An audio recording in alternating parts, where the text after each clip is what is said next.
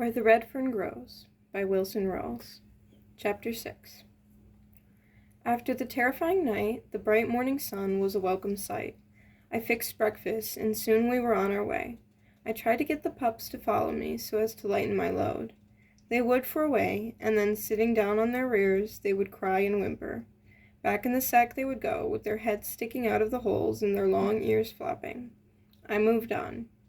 About midday, I entered country I knew. I wasn't far from home. I dropped down out of the mountains into the bottoms, far above the place I had crossed the river on my way to town. Staying on the left of the river, I followed its course past several campgrounds, but didn't stop until I came to the one where I had found the magazine. Here I took the pups out of the sack and sat down in the warm sand. As the afternoon wore on, I sat there deep in thought. I was trying to think what I was going to tell my mother and father. I could think of nothing. Finally, I decided I would just tell them the truth, and with the help of the new overalls, cloth, and candy, I would weather the storm. My pups were having a big time playing. With their little front paws locked around each other, they were growling, rolling, and chewing on one another. They looked so cute, I laughed out loud. While I was watching their romping, the thought came, I haven't named them. I went over the list of names. For him, I tried Red, Bugle, Lead, name after name as before. For her, I tried Susie, Mabel, Queen, all kinds of girl names. None seemed to fit. Still mumbling names over and over, I glanced up. There, carved in the white bark of a sycamore tree, was a large heart. In the center of the heart were two names, Dan and Anne. The name Dan was a little larger than Anne. It was wide and bold. The scar stood out more. The name Anne was small, neat, and even. I stared unbelieving, for there were my names. They were perfect. I walked over and picked up my pups. Looking at him, I said, Your name is Dan. I'll call you Old Dan. Looking at her, I said, Your name, little girl, is Anne. I'll call you Little Anne. It was then I realized it was all too perfect. Here in this fisherman's camp, I had found the magazine and the ad. I looked over at the old sycamore log. There I had asked God to help me get 2 hound pups. There were the pups, rolling and playing in the warm sand. I thought of the old Casey baking powder can and the fishermen, how freely they had given their nickels and dimes. I looked up again to the names carved in the tree. Yes, it was all there like a large puzzle. Piece by piece, each fit perfectly until the puzzle was complete. It could not have happened without the help of an unseen power. I stayed at the campground until dark. I knew I had to go home, but I put it off as long as I could. The crying of the pups, telling me they were hungry, made up my mind for me. I knew the time had come for me to face my mother and father. I sacked up my dogs and waded the river. As I came out of the bottoms, I could see the lamplight glow from the windows of our home. One of the small yellow squares darkened for an instant. Someone had walked across the floor. I wondered who it was. I heard Daisy, our milk cow, moo. I was thinking so hard of what I would say, it startled me for a second. Reaching the gate to our house, I stopped. I had never thought our home very pretty, but that night it looked different. It looked clean and neat and peaceful, nestled there in the foothills of the Ozarks. Yeah, on that night I was proud of our home. My bare feet made no noise as I crossed the porch. With my free hand, I reached and pulled the leather that worked the latch. Slowly the door swung inward. I couldn't see my father or sisters. They were too far to the right of me, but my mother was directly in front of the door, sitting in her old cane-bottom rocker knitting. She looked up. I saw all the worry and grief leave her eyes. Her head bowed down. The knitting in her hands came up to cover her face. I stepped inside the room. I wanted to run to her and comfort her and tell her how sorry I was for all the worry and grief I had caused her. The booming voice of my father shook me from my trance. He said, Well, what have you got there? Laughing, he got up from his chair and came over to me. He reached and took the sack from my shoulder. When we started looking for you, he said, I went to the store, and your grandpa told me all about it. It wasn't too hard to figure out what you had done, but you should have told us." I ran to my mother, and dropping to my knees, I buried my face in her lap. As Mama patted my head, I heard her say in a quavering voice, "Oh, why didn't you tell us? Why?" I couldn't answer. Between sobs, I heard the squeals of delight from my sisters as they fondled my pups. I heard my father say, "What's this other stuff you've got?" Without raising my head from my mother's lap, in a choking voice I said, "One is for you, one is for Mama, and the other is for the girls." I heard the snapping of string and the rattle of paper. The oohs and ahs from my sisters were wonderful to hear. Papa came over to Mama, laying the cloth on the arm of her chair. He said, "Well, you've been wanting a new dress. Here is enough cloth to make 6 dresses." Realizing that everything was forgiven, I stood up and dried my eyes. Papa was pleased with his new overalls. My sisters forgot the pups for the candy.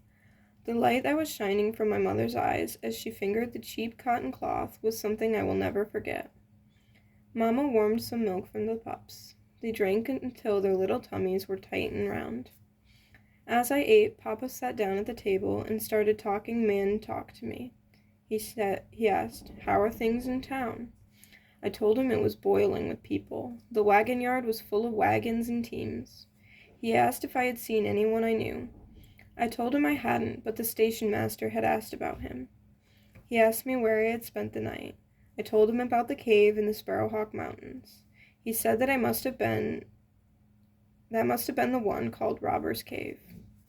My youngest sister piped up, "Did you stay all night with some robbers?" My oldest sister said, "Silly, that was a long time ago. There aren't any robbers now." The other one put her nickel's worth in. "Weren't you scared?" "No," I said. "I wasn't scared of staying in the cave, but I heard a mountain lion scream, and it scared me half to death." "Aw, they won't bother you," Papa said. "You had a fire, didn't you?" I said, "Yes." He said, "They'll never bother you unless they are wounded or cornered, but if they are, you had better look out." Papa asked me how I liked town. I said I didn't like it at all, and wouldn't live there even if they gave it to me. With a querying look on his face, he said, "I'm afraid I don't understand. I thought you always wanted to go to town." "I did," I said, "but I don't anymore. I don't like the people there and couldn't understand them." "What was wrong with them?" he asked. I told him how they had stared at me, and even laughed and made fun of me.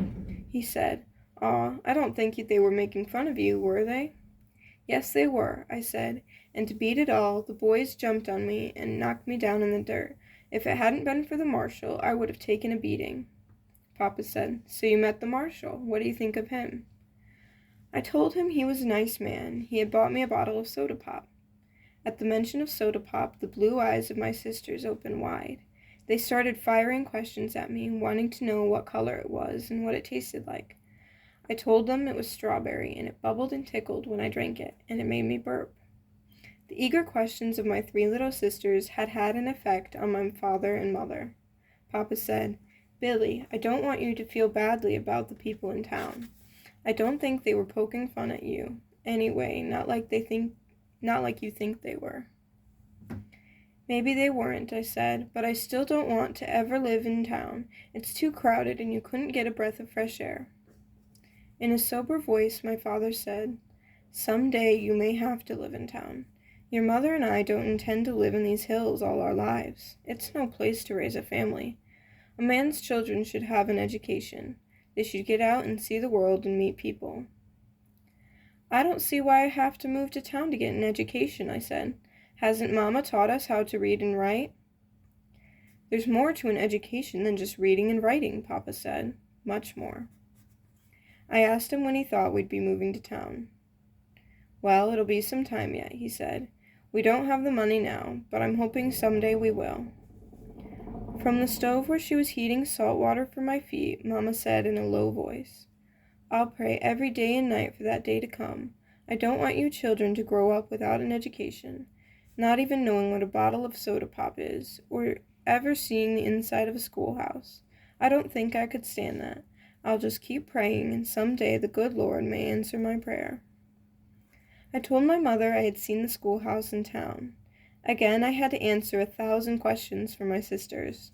I told them it was made of red brick and was bigger than Grandpa's store, a lot bigger. There must have been at least 1,000 kids going to school there. I told them all about the teeter-totters, the swings made of log chains, the funny-looking pipe that ran up the side of the building, and how I had to climb up in it and slid out like the other kids. I didn't tell them how I came out. I think that was a fire escape, Papa said to me. Fire escape, I said. It looked like a slide to me. Did you notice where it made that bend up at the top? He asked. I nodded my head. Well, inside the school there's a door. If the school gets on fire, they open the door. The children jump in the pipe and slide out to safety. Boy, that's a keen way of getting out of a fire, I said. Well, it's getting late, Papa said. We'll talk about this some other time. We better get to bed as we have a lot of work to do tomorrow. My pups were put in the corn crib for the night. I covered them with shucks and kissed them good night. The next day was a busy one for me. With the hampering help of my sisters, I made the little doghouse. Papa cut the ends of his check lines and gave them to me for collars.